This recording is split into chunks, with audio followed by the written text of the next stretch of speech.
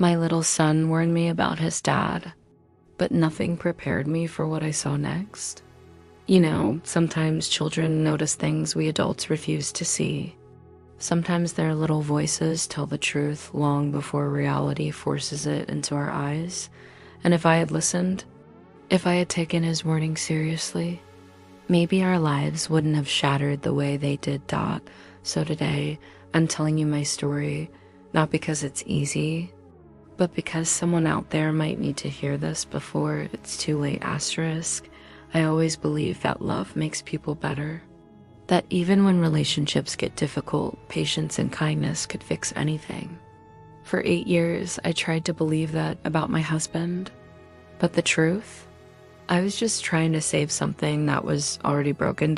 It started small, late nights, cold shoulders, excuses that didn't sound like excuses at first. You tell yourself it's stress, it's work, it's just a phase. But phases don't last years. The person who first saw the truth wasn't me. It was my son, a quiet, gentle 4-year-old with big eyes who never wanted to cause trouble. One night, after I tucked him into bed, he grabbed my hand softly and whispered, "Mom, don't let Daddy take me tonight. He gets different." Those words froze me. Different? What did that mean? Kids say strange things sometimes, but this felt heavy, real. I laughed it off at first. "Sweetheart, Daddy loves you," I told him. He looked away, and that broke me in a way I didn't yet understand. The next few days, I watched more carefully. The way my son's shoulders tensed whenever his father entered the room.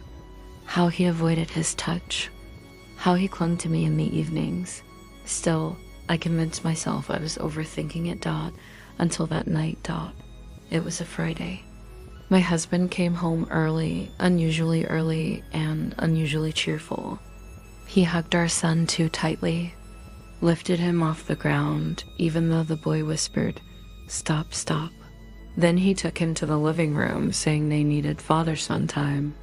But my son looked at me one last time, a look that screamed, "Don't leave me." I felt it in my bones. A mother's heart always knows before her mind does. I walked quietly down the hall a few minutes later. No footsteps, just silence. Too much silence. And then I heard it, not a scream, not words, just a small, muffled cry. My heart dropped when I opened the door just a few inches. What I saw made my entire world stop. My husband was sitting in the dark, speaking to our son in a voice I had never heard before. Low, threatening, controlled. My son was trembling, hands in his lap, eyes fixed on the floor. And then my husband said something that made every inch of my body freeze.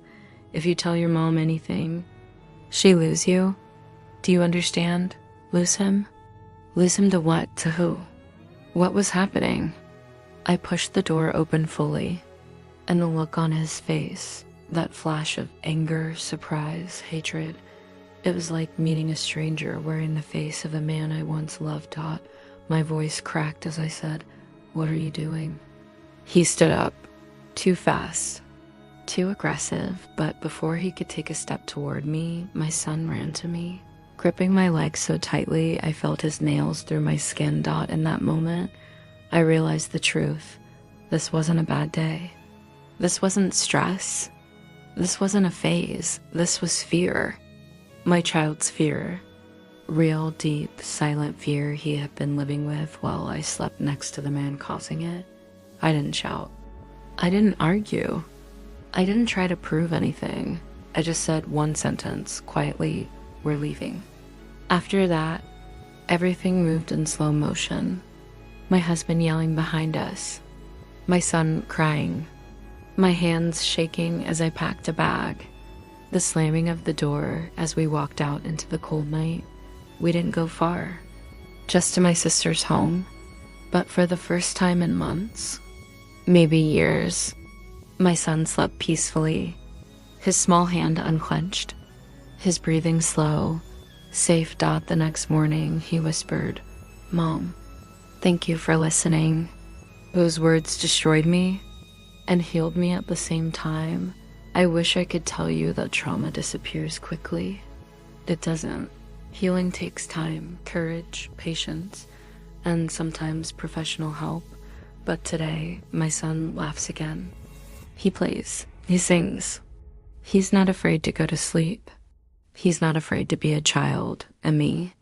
I learned the hardest lesson a mother can learn. When a child warns you about someone, believe them, especially when that someone is the person you least expect. Children don't lie about fear. They don't fake discomfort. They don't pretend to tremble. They just hope that someone bigger, someone stronger, someone who loves them will finally listen. I didn't listen soon enough. But when I finally did, everything changed. So if you're watching this and your child has ever whispered something that made your heart stop, don't brush it off. Don't ignore it. Don't wait. Listen, protect, act out, because sometimes the smallest voice in the room is the one carrying the biggest truth.